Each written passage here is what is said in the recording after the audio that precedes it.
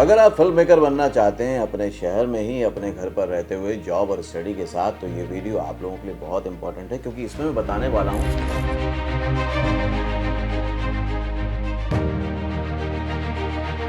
कि 12 वो कौन से एंगल होते हैं जिससे कि आप फिल्म मेकिंग को मास्टर कर सकते हैं।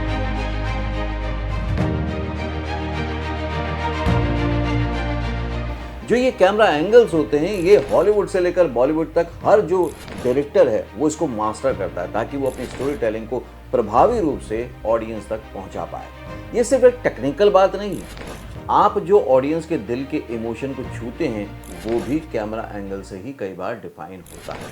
तो ये जानना बहुत ज़रूरी है कि एक एक्टर तो परफॉर्म कर रहा है, लेकिन एज ए फिल्म मेकर आप अपनी टेक्निकल चीज़ों से कैसे परफॉर्म करेंगे, अगर वो भी सीख जाएंगे तो आपकी जो फिल्म मेकिंग है वो बहुत ही अच्छी हो सकती है।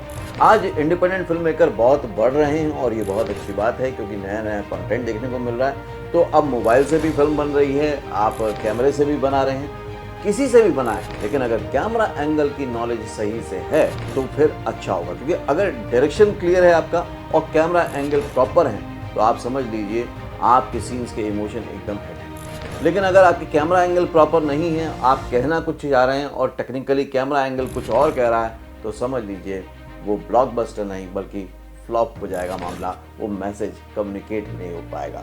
तो आज के वीडियो में ये इसको डिटेल बताऊंगा, क्या होता है, क्यों होता है, कैसे होता है, क्यों करना चाहिए, ये सब मैं डिटेल बताने वाला हूँ। हेलो फ्रेंड्स, मैं हूँ वीरेंद्र राठौर। वेलकम टू फिल्मी फंडे joint films academy, the practical film school.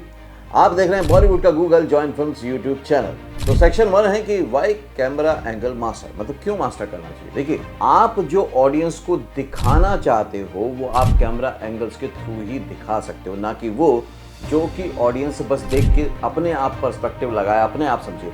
जो आपका as a film maker perspective है वो कैमरा एंगल के थ्रू ही डिफाइन होता है। सेकंड सेक्शन है इमोशन। अगर सेम ड्रामा है, मान लीजिए कोई भी ड्रामा चल रहा है, उस सीन में एक्टर कुछ भी परफॉर्म कर रहा है, अगर कैमरा एंगल चेंज हो गया ना, ड्रामा चेंज हो जाएगा, मूड चेंज हो जाएगा, और जो ऑडियंस का इमोशन फील करने का तरीका है, पर्सपेक्टिव है, वो भी चेंज हो जाएगा। एक ही सीन है, दो कैरेक्टर बात कर रहे हैं, अगर एक एंगल लगा दिया हमने तो वो ऐसा लगेगा कि नॉर्मल बातचीत चल रही है, लेकिन अगर एंगल बदल दिए तो ऐसा लगेगा शायद कोई बहुत खास बात चल रही है, या बहुत ही स्केरी बात चल रही है, या बात धमकी की हो रही है। इतना कुछ बदल जाता है कैमरा एंगल बदलने से। तीसरा पॉइंट है सेक्शन 1 में कि एडिटिंग के लिए बहुत अच्छा हो जाता है, क्योंकि उनके लिए तो एक तरह से ये गोल्ड माइन हो गई है। उनको जितने ज़्यादा एंगल मिलेंगे, जितने ज़्यादा सीन मिलेंगे, उतना ज़्यादा अच्छे से वो अपनी स्टोरी को प्लान करके परफेक्टली ज़्यादा एंगल्स के थ्रू ऑडियंस तक पेश कर पाएंगे। तो सेक्शन 2 स्टार्ट करते हैं। 12 कैमरा एंगल वो कौन से हैं। आप ये याद रखिए कि आपको इन एंगल के थ्रू एक वैल्यू देनी है ऑडियंस को। जो इमोशन आप कहना चाहते हैं वो कहने का एकमात्र जो उपाय है, जो साधन है, जो ऑप्शन है, वो यही कैमरा एंगल है। तो जो सबसे पहले कैमरा एंगल यूज़ होता है वो होता है वाइड शॉट, जिससे कि इमोशन जो होते हैं, जैसे आइसोलेशन है या स्केल आपको बहुत बड़ा दिखाना है या एनवायरनमेंट इस्टेब्लिश करना है, उसके लिए होता है, और लोकेशन इस्टेब्लिश करने के लिए काम आता है। तो उस टाइम के लिए वाइड शॉट आपको यूज़ करना होता है। लॉन्ग शॉट, जिसमें कि इमोशन जो हैं कैरेक्टर के, जो उसके साथ वर्ल्ड की रिलेशनशिप है या उस एरिया की रिलेशनशिप है, वो डेवलप होता है। इसको यूज़ तब करना चाहिए जब आपके लिए एक्टर की पूरी बॉडी लैंग्वेज जो है वो दिखाना बहुत ज़रूरी है, तो फिर इस शॉट को यूज़ करना चाहिए। इसके बाद होता है मीडियम शॉट, जिसमें कि आपका अगर इमोशन मान लीजिए कंफर्ट का है, कोई नॉर्मल कन्वर्सेशन चल रहा है, कोई क्लियरिटी करनी है, तो आपको मीडियम शॉट यूज़ करना चाहिए। और तब यूज़ करना चाहिए जब डायलॉग और परफॉर्मेंस पे आपका फोकस हो, तो आपको मिड शॉट का इस्तेमाल करना चाहिए, क्योंकि मिड शॉट जब ये लगता है तो उसकी परफॉर्मेंस है, जो डायलॉग है, वो बहुत अच्छे से दिखाई देते हैं ऑडियंस को। फोर्थ शॉट है कॉबॉय शॉट। ये होता है मिड थाई से लेकर हेड तक। इसमें जो इमोशन बहुत अच्छे से एस्टेब्लिश होता है वो होता है हीरोइज्म। किसी को आपको बहुत पावरफुल दिखाना है, रेडीनेस दिखानी है, कॉन्फिडेंस दिखाना है, तो फिर इस इमोशन को बहुत अच्छे से ये पोर्ट्रेट करता है। और इसको कब इस्तेमाल करना चाहिए, जब आपको ना कहीं एक एक्शन का फील देना हो और वेस्ट को भी यूज़ करना हो, तो फिर इस तरह के शॉट आपको लगाने पड़ते हैं। फिर आता है 5वां क्लोजअप शॉट। क्लोजअप शॉट में इमोशन जो है वो आपके बहुत अच्छे से पोर्ट्रेट होते हैं, ट्रुथ वाले, मतलब कोई सच बताने चाहते हैं आप तो आप उसको बोलेंगे, कोई सस्पेंस वाली बात है तो उसको आप वहाँ से बता सकते हैं, इंटेंसिटी की कोई चीज़ है तो वो बता सकते हैं, या बहुत ही खास कोई 2-3 वर्ड हैं जो आपको दिखाने हैं, या कोई एक्सप्रेशन है या कोई इमोशन है वो एक्सप्रेस करना है, तो फिर क्लोजअप शॉट लगाना चाहिए।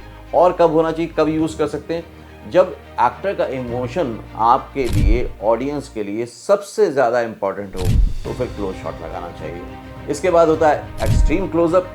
एक्सट्रीम क्लोजअप में जो इमोशन पोर्ट्रे हो पाते हैं वो होते हैं सस्पेंस वाले, क्यूरियोसिटी वाले, सिंबॉलिज्म वाले, क्योंकि एक्सट्रीम क्लोज है।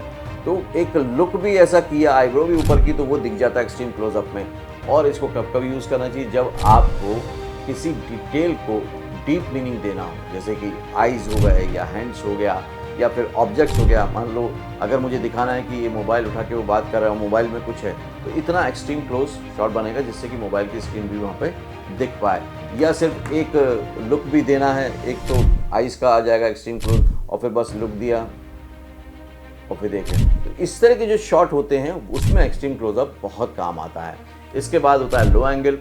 इसमें जो इमोशन बहुत अच्छे से दिखता है, आपको ज़्यादातर जो विलेंस की एंट्री दिखेगी वो इसी में दिखेगी, जहाँ पे पावर दिखाना होता है, डोमिनेंस दिखाना होता है, बहुत ही पावरफुल व्यक्तित्व दिखाना होता है, या कोई पावर बिल्डिंग से या जो लोकेशन है उससे भी होती है, तो भी लो एंगल शॉट यूज़ किया जाता है। और कब यूज़ किया जाता है, जब अगर हीरो की भी एक स्ट्रॉन्ग एंट्री हो रही है तब यूज़ होगा, या फिर विलन की कोई डायलॉग्स हैं, या फिर विलन दिखा रहा है कि मैं बहुत पावरफुल हूँ, तब ये यूज़ होगा। तो जब भी पावर या डोमिनेंस वाली बात आएगी तो फिर लो एंगल शॉट लगना चाहिए। इसके बाद आता है टॉप एंगल शॉट, यानी कि हाई एंगल शॉट भी बोलते हैं कई बार उसको। और जब भी हमें कोई कैरेक्टर, ऑब्जेक्ट या सब्जेक्ट को वीक दिखाना होता है, उसको इनसिक्योर दिखाना होता है, या फिर ये बताना है कि भाई वो बहुत कमज़ोर है, हेल्पलेस है, वो फील कर रहा है हेल्पलेसनेस को, तो फिर ये शॉट लगता है। उससे क्या होता है कि वो जो ऑब्जेक्ट है, वो जो कैरेक्टर है, वो छोटा नज़र आता है ऑडियंस को उसके पॉइंट ऑफ व्यू से, इसलिए इस एंगल को यूज़ किया जाता है और उसको बोलते हैं टॉप एंगल शॉट। इसके बाद होता है डच एंगल। डच एंगल में इमोशन जो पोर्ट्रे कर सकते हैं वो है डिस्टर्बेंस कुछ हो रहा है, कन्फ्यूज़न हो रहा है, डेंजर कुछ आपको दिखाना है, तो अब हो सकता है। और कब यूज़ कर सकते हैं, कुछ ऑफ लग रहा हो, अगर आपको सीन में कुछ ऑफ या मिसिंग वाला फील देना हो, तो आप इस तरह के शॉट को यूज़ कर सकते हैं। फिर है over the shoulder, OTS shot. ये सबसे ज़्यादा यूज़ होता है, खासतौर से अगर आप टीवी शोज़ देखेंगे तो उसमें तो बहुत ही मैक्सिमम लेवल पे यूज़ होता है। और ये सबका फेवरेट शॉट भी है और सबसे ज़्यादा कॉमन शॉट भी है, जो हर किसी को लेना चाहिए, इंडिपेंडेंट फिल्म मेकर के लिए भी बहुत यूज़फुल है। इसमें जब रिलेशनशिप की डायनामिक्स दिखानी होती है, कोई टेंशन दिखाना है, तो भी यूज़ होगा। और कन्वर्सेशन चल रहा है, जब कोई भली कॉन्फ्लिक्ट है, कन्फ्रंट है करते हैं कैरेक्टर एक दूसरे से, या किसी चीज़ पे एग्री भी करते हैं, तब भी OS शोल्डर लगाया जाता है, क्योंकि ये दो लोगों का कन्वर्सेशन हो रहा है, उसको बेहतर तरीके से प्रेजेंट करने के लिए बहुत ज़रूरी होता है कि एक बार ऑडियंस बिहाइंड द शोल्डर से एक कैरेक्टर के दूसरे कैरेक्टर को देखे और फिर सेम एंगल से दूसरे कैरेक्टर को देखे, तो वो उस सीन के साथ इवॉल्व हो पाते हैं, इन्वॉल्व हो पाते हैं। इसलिए ओवर द शोल्डर शॉट भी बहुत ज़रूरी होता है। इसके बाद 11वां होता है POV शॉट, यानी कि point of view shot. Point of view shot में इमोशन जो पोर्ट्रे होता है वो है इमर्शन का, पर्सनल एक्सपीरियंस का। ये कुछ भी आप एक्सपीरियंस कर रहे हैं, मतलब आपका जो एक्टर है, जो कैरेक्टर है, वो एक्सपीरियंस कर रहा है, तो POV मतलब उसके पॉइंट ऑफ व्यू से शॉट होता है, या फिर सेकंड कैरेक्टर के पॉइंट ऑफ व्यू से शॉट होता है, जिससे कि उसके इमोशन बहुत क्लियरली दिख जाएं। इसको कब यूज़ करना चाहिए, जब आपका एक्शन हो, इमोशनल मोमेंट हो, फियर हो, या फिर थ्रिलिंग एलिमेंट हो। इसके बाद 12वां आता है कटवे शॉट। कटवे शॉट जो इमोशन पोर्ट्रे को करते हैं वो है लेयरिंग, कनेक्शन है, सबटेक्स्ट है, जब आप इसको इस्तेमाल कर सकते हैं। और कब यूज़ करना चाहिए, जब आपको एक ट्रांजिशन चाहिए, एक बदलाव चाहिए, पैरेलल एक्शन शो करना हो कोई, कि भाई इस चीज़ के साथ कहीं और पे ये भी हो रहा होगा, तो वहाँ पर एक कटवे शॉट लगा दिया जाता है। या इमोशन को रीइंफोर्स करना हो तो भी लगा दिया जाता है कटवे शॉट, कि भाई घबराने की वजह से ये ऐसे हाथ यूँ हो रहे हैं या कुछ हो रहा है, नर्वसनेस है, तो वो कटवेज लिया हाथ का और उस इमोशन के साथ उसको अटैच कर दिया, तो वो बहुत अच्छे से इस्तेमाल हो जाता है। सेक्शन 3 है कि how multiple angles lift your scene. आपके जो डिफरेंट कैमरा एंगल्स हैं वो लिफ्ट कर देते हैं, मतलब उठा देते हैं उस इमोशन को, उस ड्रामा को, उस स्टोरी को, अगर आपने उनको सही तरीके से इस्तेमाल किया है। तो आपके जो इमोशन है बहुत अच्छे से आते हैं, इमोशन है जो बहुत अच्छे से आता है, जो आपकी स्टोरी टेलिंग है वो स्ट्रांग हो जाती है, जो कैरेक्टर एस्टेब्लिशमेंट है वो बहुत स्ट्रांग हो जाता है, और सबसे बड़ी बात, ऑडियंस के साथ आपकी स्टोरी का, आपके कैरेक्टर का एक कनेक्शन बिल्डअप हो जाता है। देखिए, इसको इस तरह से समझिए कि जो एंगल्स हैं वो आपके ब्रश हैं और जो आप शूट कर रहे हैं वो आपका कैनवास है। एक भी स्ट्रोक, एक भी पॉइंट अगर आपने गलत यूज़ किया तो आपकी पूरी की पूरी पेंटिंग स्टोरी टेलिंग की खराब हो जाएगी। लेकिन आपने बिल्कुल सही वे में यूज़ किया तो फिर वो बहुत ही खूबसूरत पेंटिंग यानी कि बहुत ही खूबसूरत फिल्म बन के निकलेगी। सेक्शन 4 है when not use a multiple angle. देखिए, मैंने कई बार नए एमेच्योर फिल्म मेकर्स को देखा है कि वो हर सीन में डिफरेंट एंगल लेना चाहते हैं और बहुत सारे शॉट्स कई बार आपकी स्टोरी टेलिंग को किल भी कर देते हैं। ये बता दूं कि ये जो मैं आपको सारी जानकारी दे रहा हूँ ये एक छोटा सा पार्ट चैप्टर भर है। अगर आप जॉब के साथ, बिजनेस के साथ, स्टडी के साथ फिल्म मेकिंग सीखना चाहते हैं अपने घर पर रहते हुए लेकिन प्रैक्टिकल फॉर्म में, मतलब आप सीखेंगे ऑनलाइन और उसके साथ साथ प्रैक्टिकल एक्सपीरियंस से अपनी भी एक फिल्म बनाना चाहते हैं और प्रोजेक्ट बनाना चाहते हैं तो उसके लिए जॉइन फिल्म्स एकेडमी को कांटेक्ट कर सकते हैं। स्क्रीन पर नंबर दिया हुआ है। तो मैं ये कह रहा था कि अगर आपने ज़रूरत से ज़्यादा एंगल शूट किए और उसको आपने एडिटिंग में लगा दिया तो वो आपकी फिल्म की कहानी को मार देगा। मान लीजिए एक सिंगल कैरेक्टर है, उसकी आपको लोनलीनेस दिखानी है तो उसमें मल्टीपल शॉट लगा के ना उसको किल हो जाएगा। लेकिन आपने स्टैटिक शॉट लगाया, बिल्कुल सिंपल सा, तो वो एम्प्टीनेस, वो लोनलीनेस, वो लॉसनेस बहुत अच्छे से पोर्ट्रे होगी। तो ये ध्यान रखिए कि आपका इमोशन क्या है, आप क्या दिखाना चाहते हैं, ऑडियंस को क्या फील कराना चाहते हैं, उसके हिसाब से डिज़ाइन कीजिए और डिसाइड कीजिए कि नंबर ऑफ शॉट्स कितने होंगे। अदरवाइज फिल्म मेकिंग आपकी बनेगी तो बहुत अच्छी, टेक्निकली आप सोचेंगे मैंने बहुत कमाल का काम किया है, लेकिन जो एक्चुअल मकसद था, एम था कि मैं एक अच्छी फिल्म बनाऊं और ऑडियंस को समझ में आए, वो कभी भी आपका पूरा नहीं हो पाएगा। सेक्शन 5 है जो थोड़ा सा और डीप है और मैं इस तरह की डीप जानकारी आपको देता रहता हूँ जॉइन फिल्म चैनल पे। तो पहली बार जुड़े हैं तो सब्सक्राइब कीजिएगा, बेल आइकन को प्रेस कीजिएगा। 180 डिग्री रूल में क्या होता है कि जो भी आपका सीन है उसमें आप ना अपने हिसाब से इनविजिबल लाइन खींच लीजिए बीच में और कैमरे को एक तरफ रखें ताकि क्लियर हो पाए कि कौन सा कैरेक्टर कहाँ देख रहा है, किससे बात कर रहा है। अगर आपने इधर से उधर कर दिया शिफ्ट तो फिर कंफ्यूज हो जाएगी ऑडियंस कि वो किससे बात कर रहा है, क्या देख रहा है। तो ये टेक्निकली जानना बहुत ज़रूरी है। 180 डिग्री का रूल। सेक्शन 6 है 30 डिग्री रूल। देखिए, जो भी आपका कैमरा एंगल आप डिसाइड कर रहे हैं और लगा रहे हैं, तो अगर आप कटिंग कर देंगे एंगल्स को सेम सब्जेक्ट के टाइम पे तो फिर बहुत गड़बड़ हो जाएगी, क्योंकि उसमें अगर आपने 30 डिग्री का एक डिफरेंस नहीं रखा है तो वो जंप कट जैसा लगेगा और एमेच्योर फिल्म मेकर ये सबसे बड़ी गलती करते हैं। तो 30 डिग्री के रूल को भी याद रखिएगा। सेक्शन 7 है वर्क फ्लो टिप।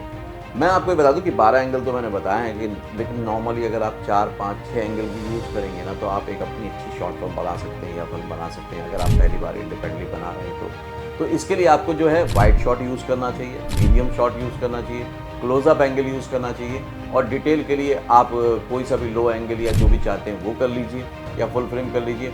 और एक कोई भी क्रिएटिव एंगल, मतलब वो चाहे लो एंगल हो, हाई हो या टच हो, कोई भी एक थोड़ा सा एक्सपेरिमेंटल एंगल लेंगे तो ये 4-5 एंगल से ही आप अपनी पूरी फिल्म बना सकते हैं। बाकी के एंगल जब ज़रूरी हो, बहुत ज़रूरी हो तो ही इस्तेमाल करें।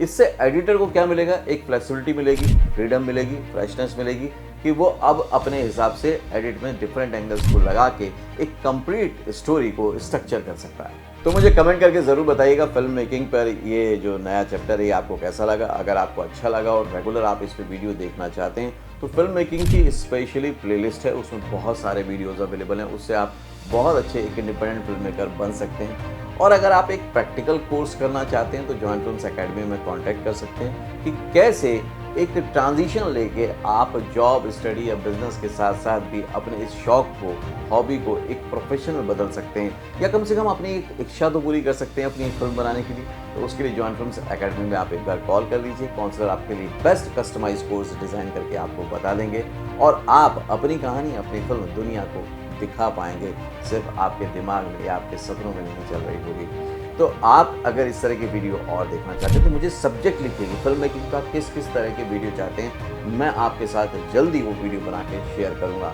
और इसको सभी फिल्म मेकर्स जो फ्रेंड्स हैं, आपके जो ग्रुप्स हैं, उनमें शेयर कर दीजिए ताकि सभी को बेनिफिट मिले, सभी का फ़ायदा हो पाए। अगले वीडियो में फिर से मिलता हूँ, तब तक के लिए देखते रहिए, सीखते रहिए, जमे रहिए। All the very best.